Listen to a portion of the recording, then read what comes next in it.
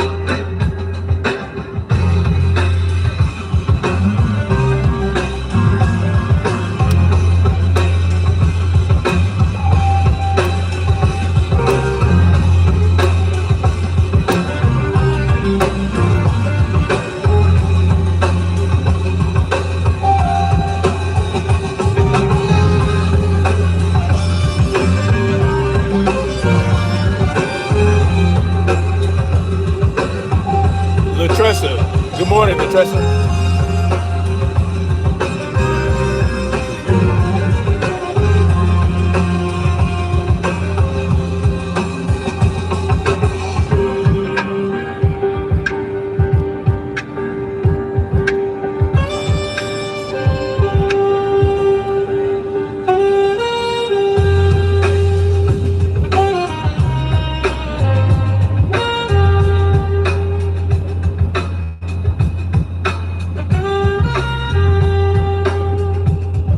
Tanya D, good morning.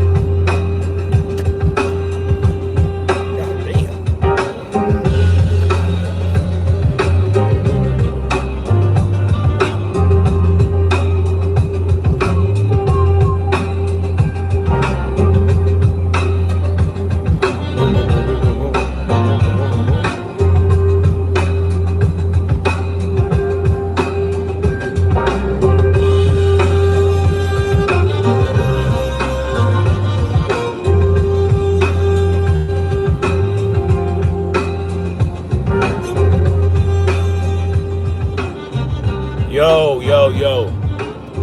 Good morning. Good morning. Freedom marchers, freedom family, freedom lovers, and freedom fighters.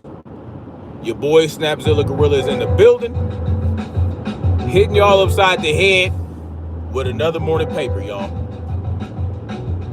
With another morning paper, and today we're going to talk about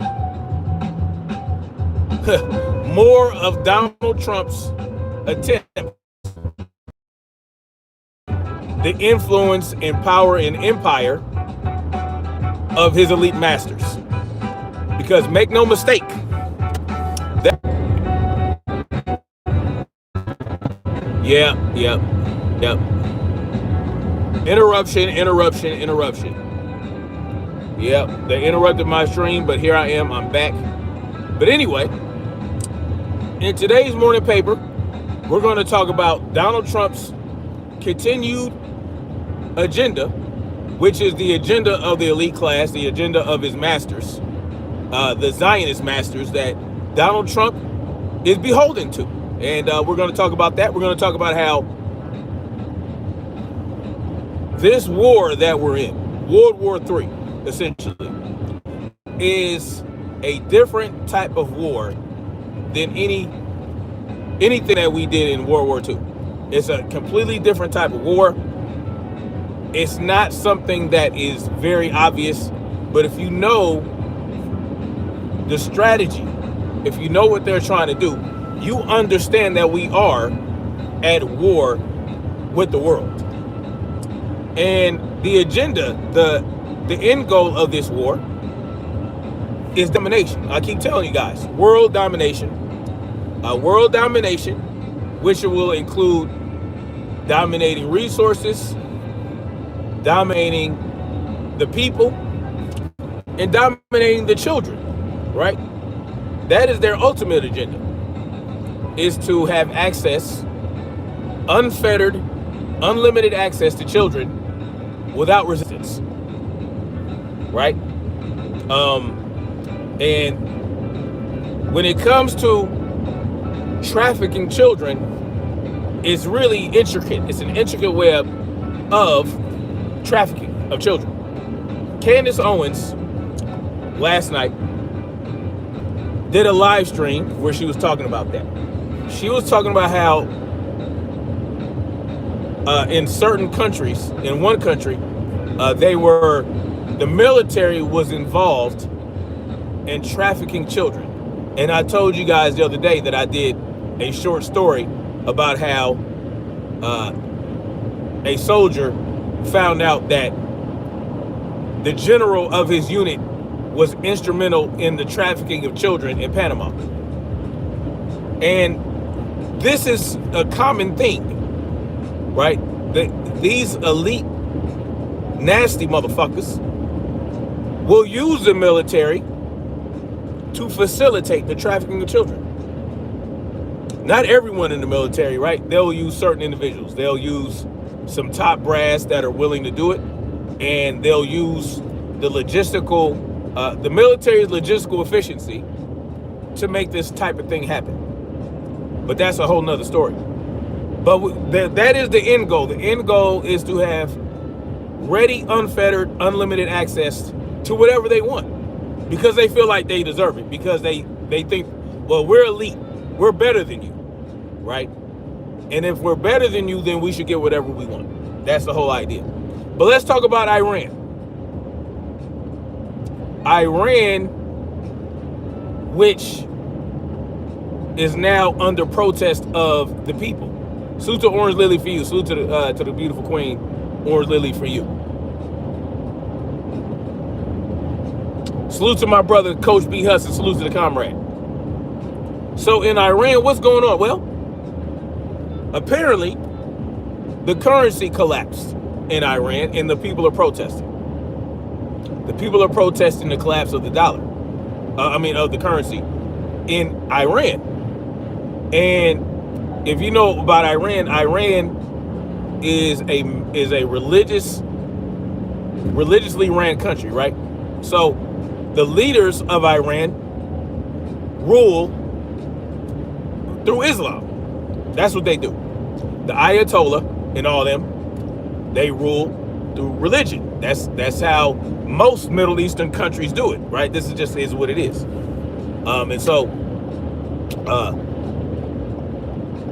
Even though there's all these protests, the people are protesting, all this, that, and the third, our media in the United States will have you believe that the Iranian government is just going around slaughtering its own people, okay? That's what they'll have you to believe.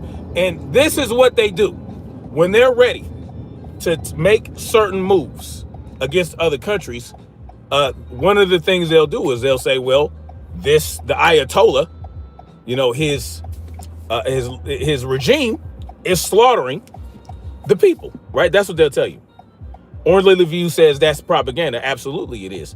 But what's really going on? They said the same thing about Muammar Gaddafi. They said the same thing about Saddam Hussein. And they were trying to say the same thing about Maduro, right? Because the drug thing wasn't holding up, right? The whole thing about the drugs wasn't holding up, especially when it came to fentanyl, when they tried to say, oh, well, he's the leader of the fentanyl crew, which was bullshit. We know that. And that's why when they charged his ass in New York and arraigned him and indicted him, they threw cocaine in there. But here's the problem. What do we do in these countries that we eventually want to take over? What we do is we fund and arm rebel groups and rebel groups, right? We turn them into terrorists and we unleash them on their own, in their own country. That's what we do. We do that using, the CIA and the Mossad, these different organizations. They will get assets in these countries and they will start shit, right? Just like with Hamas.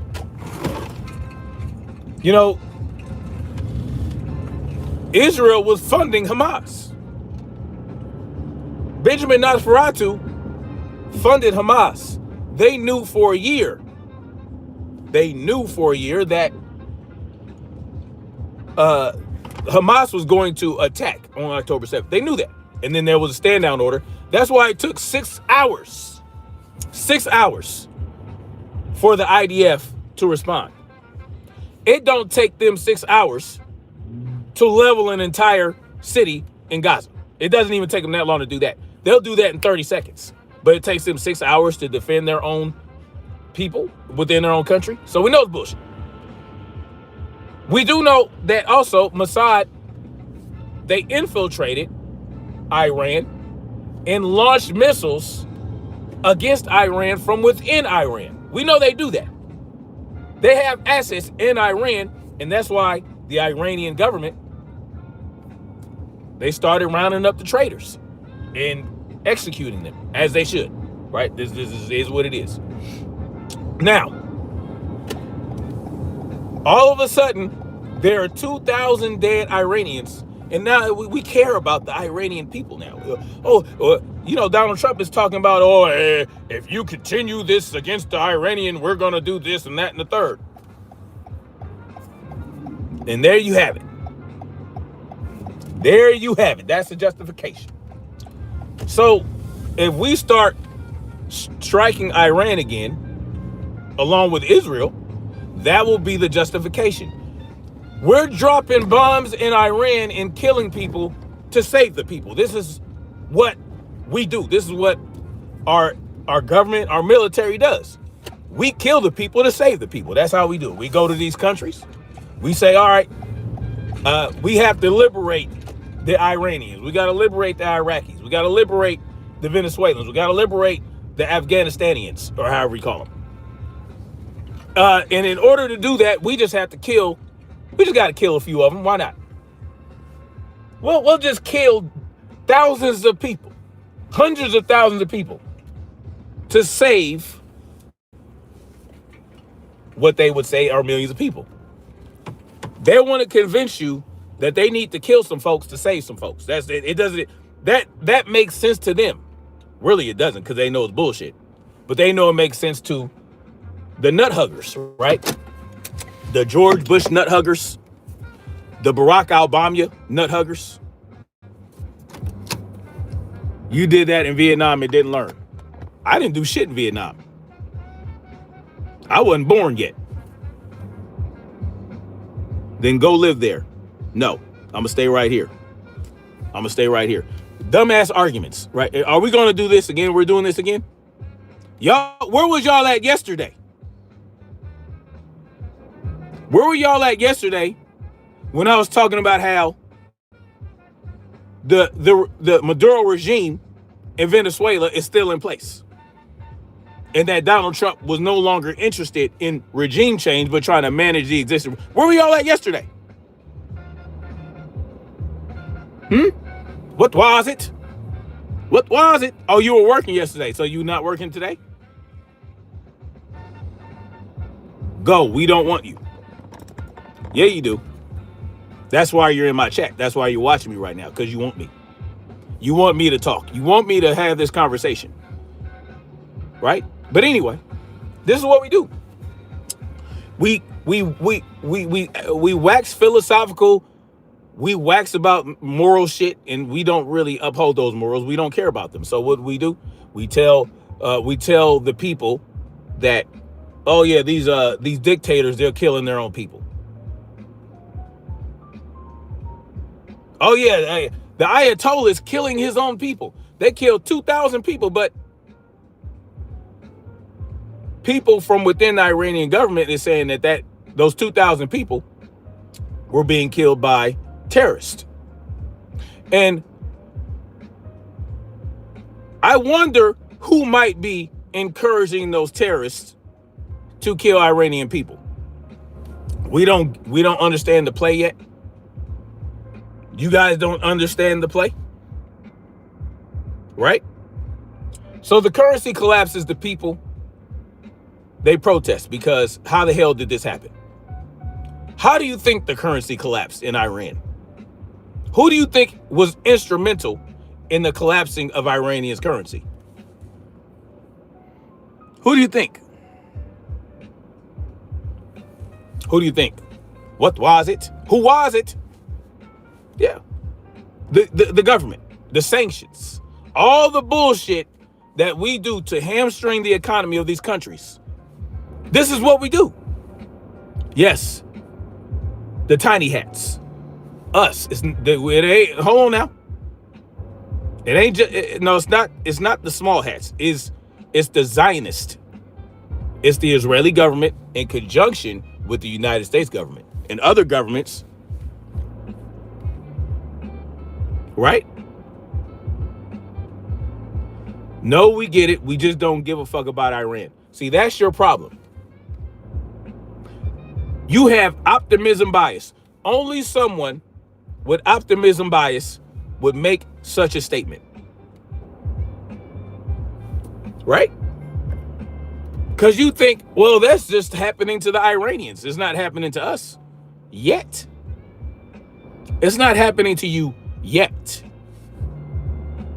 Because what's the saying? What's the old adage? What's good for the goose is good for the gander. So if Iran is the goose, then your ass is the gander, right? Think about it. You think it's okay. You know the play, but you don't care because it's the Iranians. Do you all listen to yourselves? Have you ever read the Federalist paper? I have. I read back when I was in college. It's been a minute. Yes. He's just wagging the dog. Sure, pal. So, what did we do? We put a strain on Iran. We sanctioned them. We put a chokehold on them. The sanctions, dropping bombs in their country, that now they have to rebuild, right? And so now, when the currency collapses and the people protest, we blame the Iranians. When we caused that collapse, us in the machinations of us and the Israelis, right? So then, when terrorist groups that were probably and most likely funded and propelled by Mossad in the CIA, we want to blame the Iranian government. So that what? We can get the justification to take out the leadership in Iran. Because this is what's going to happen. They're going to try their best not to invade. They don't want to do a full-scale invasion in Iran. What they want to do is they want to put the Ayatollah in the position where he is weakened and vulnerable so that they can perform a surgical strike to take out the Ayatollah or to kidnap him like they did Maduro. This is the new war strategy to limit the blowback from American loss of life. Not because they care about U.S. soldiers. No, because they don't want to hear your mouth. Yeah, they don't want to hear your mouth when they start launching full-scale invasions that lead to the deaths of tens of thousands of U.S. soldiers. They don't want to hear the bitching and moaning about the deaths of the Iranian people that will amount to millions, right? Once we start that invasion and once we start the forever war. So the new strategy is to destabilize the nation before, right? Put them in a horrible position, right? What they did to Maduro, they started posturing. What they did was seize, right? It was a siege. If you guys are familiar with sieges, they performed a siege against Venezuela, right? Hamstrung Venezuela, started putting sanctions on them. And what did that do? That probably weakened the resolve of members of Maduro's cabinet. and he got betrayed by somebody, and they were able to do what they do and get him out of there. The same is likely to happen to the Ayatollah of Iran if they are successful. They don't want to go into Iran. They don't want to do that. But see, the arrogance, a simple Google search debunks your statement. Which statement, conspiracy music? What statement would be debunked? And tell me what that Google search would yield to debunk my statement. A simple Google search. Are y'all that lazy? I don't mind being challenged, but can y'all can do better than that. They're doing it for themselves just fine.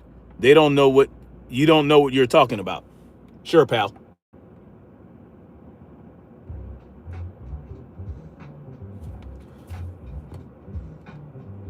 President Trump is a mastermind. I guess if you want to call that mastermindedness. Sure.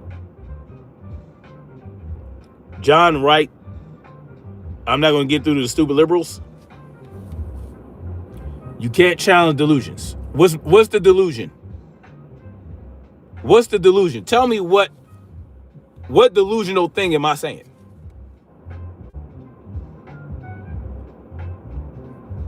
Y'all can't even do it. Where are the ladies at? Are there any ladies that disagree? Because when the ladies disagree, they actually present an argument that we can have a conversation about. Lloyd Mack says, this was all planned decades ago. The last piece of the puzzle is Iran.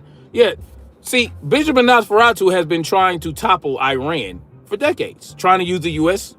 government and the U.S. military, talking about nuclear programs, this, nuclear programs that, they're going to drop nukes on us every 2 days. Salute to you.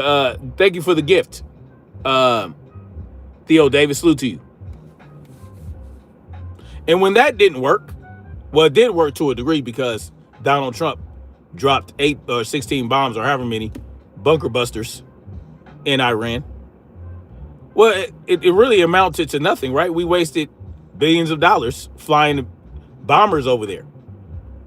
Well, it's just a waste, right? What did that do? What did that yield? Did that get Israel any closer to what they wanted? No, it did not.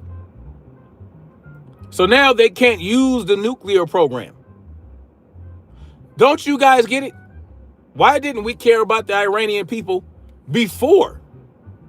No, it was about the nuclear program. The nuclear program this, nuclear program that. Well, they can't use that anymore. So now they're talking about the people. Oh, we got to save the people. Oh, get the fuck. You don't give a fuck about none of them motherfuckers. You don't care about them. Who you think you fooling? But of course, y'all will come in here and defend it. And when we actually do, let's say we're successful in toppling the Ayatollah in Iran, and then Donald Trump changes his tune and doesn't even mention the people anymore, and he starts talking about why they actually went in there. You're going to come and defend that and forget all about the people. Y'all are full of shit. Y'all are full of shit. And that's just reality. You make yourself a fool when you argue with fools. I'm not arguing with no fools. I'm not arguing with anybody. No one's presenting an argument. No one is presenting an argument at all. They're just saying shit. You're just saying shit. That's not an argument. What I'm doing is I'm lecturing. I am giving a class. I am educating. That's what I'm doing. Now, it's up to you whether or not you want to absorb the education and do some fact checking, because what do they do in school? Salute to my the beautiful realize. What do they do when they teach? What do they do when they teach? They don't just lecture. They tell you, all right, do your homework. Tell me that's how you learn how to do research. When you do homework and you got to look up shit, you got to look up formulas, you got to go through the book, right? In the math book, you got to read stuff. You got to do this, you got to do that. You got to go online. You got to discover. You got to fact check. That's what teachers make you guys do. That's what professors make. I'm a professor. Yeah, I'm a professor. So if I tell you why we are now bitching and moaning about the people of Iran, and I tell you it's justification, right, to try to attack Iran again and try to topple the Ayatollah.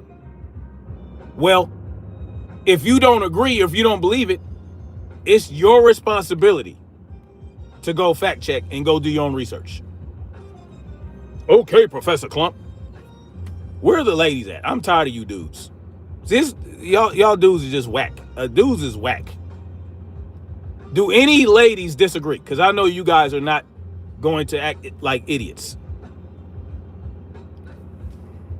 He should threaten Iran. How dumb are you? Well, man, this is crazy. Tantrum knows. He says, you got to think, bro. Most people are in dark. You can't even tell them nothing because they won't understand. Even if you tell them like they're kids, they still won't understand. Well, some people will. And the idea is not to reach. The idea is to reach everyone. Reach everyone. And open the minds of a few at a time. Because there are people in here, they're going to say, they're not thinking about what I'm saying. They never thought about it from the angle I'm giving it to them. And they're thinking,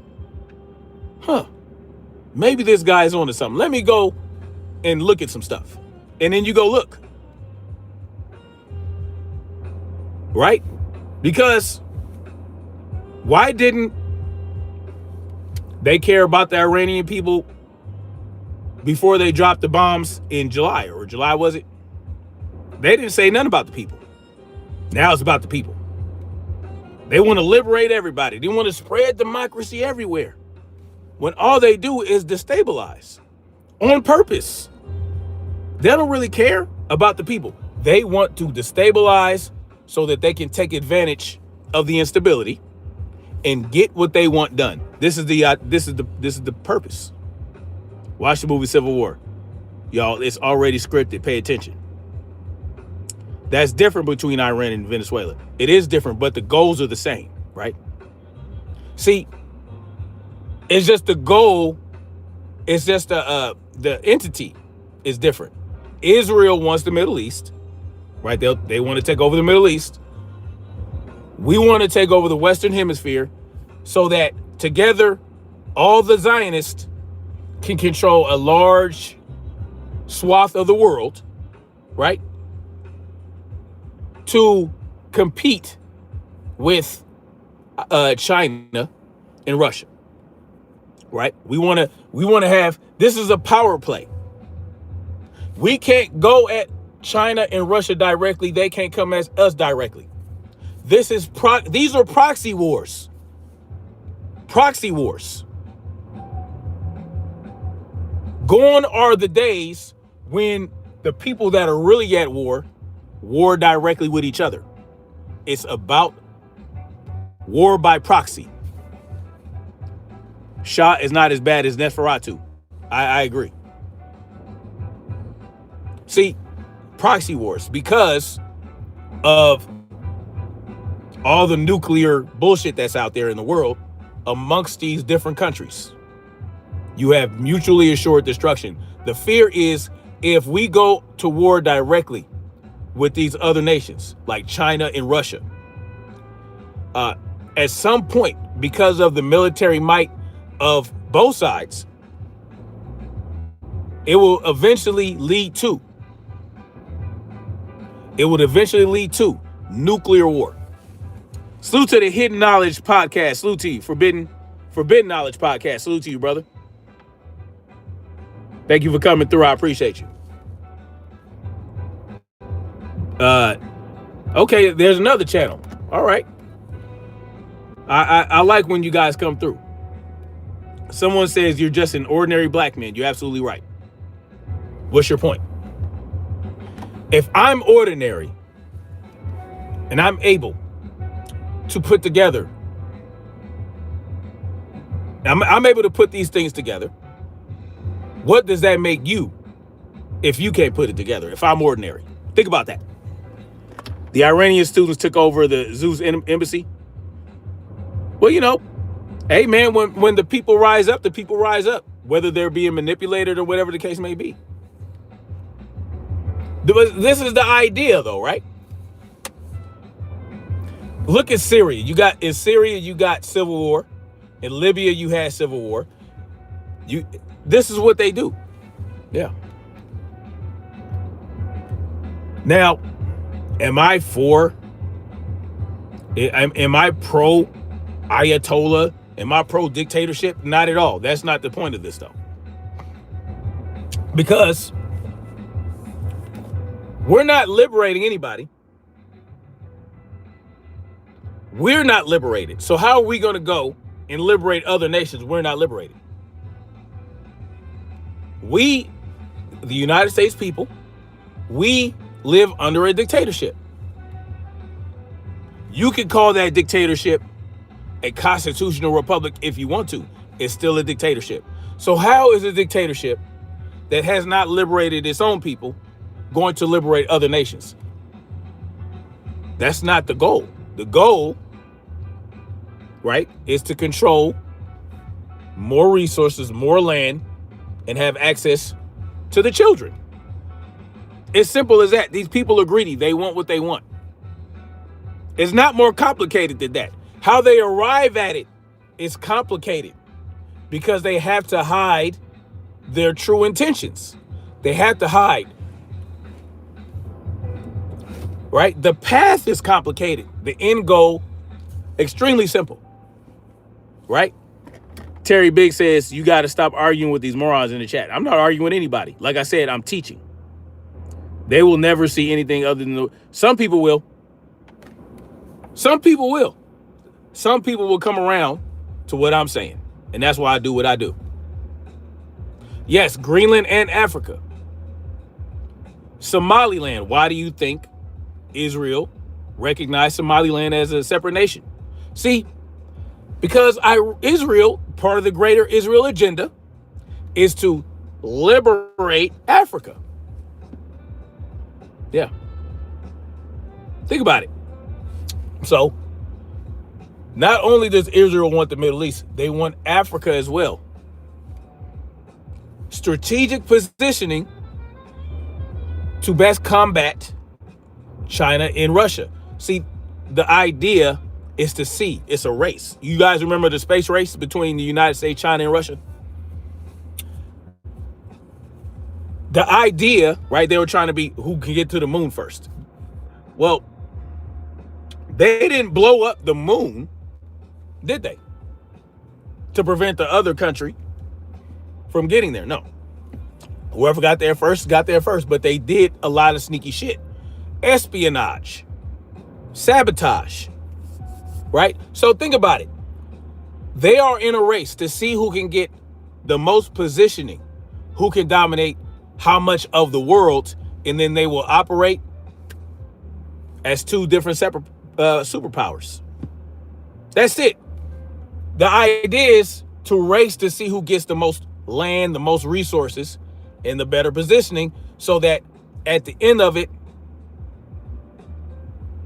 they can keep each other in check and have what they already have. You don't fuck with my shit, we don't fuck with yours. So it's not really one world order. It's going to be a two world order. It's going to be a world order ran by China and Russia and North Korea and whoever else is aligned with them. And it's going to be the United States, Israel, Europe. And then they're going to keep it like that. And in their own sectors of the world, they will have full and total control. That is the agenda. It's the happy compromise, right? It's the happy compromise. Now, are they talking about this somewhere?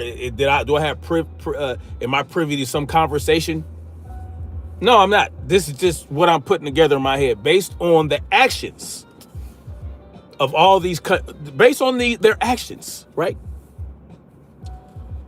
That's what this is about. It's a game of risk without taking the risk that you would take in Risk. Because if you ever played the game Risk, they didn't have nuclear weapons. It was all like, I would say, you know the period where Risk was in, where everybody had regular ass guns, right? No one had nuclear weapons, so you could just fight it out. It was, you wouldn't destroy the world. You wouldn't end the entire world population by going to war with each other, no. But now, because of these nuclear shit that we got going on, there's a certain point in time where they're going to jostle and they're going to fight for positioning by proxy. And whatever happens when the dust settles, one section will go to this group, one section will go to that group, and there'll be a two-world government. Yes. That is what I believe is the end goal. The end goal is to find out how much we can grab, how much we can gain dominance over before we come to a point where, okay, you don't fuck with this side, and we won't fuck with your side. And they'll still, guess what? They'll still be trading and dealing with each other like they do right now. If China and Russia is so much our enemies, why do we still have trade agreements with them to a degree? Why do we still deal with them, right? Because they know that's just how it works.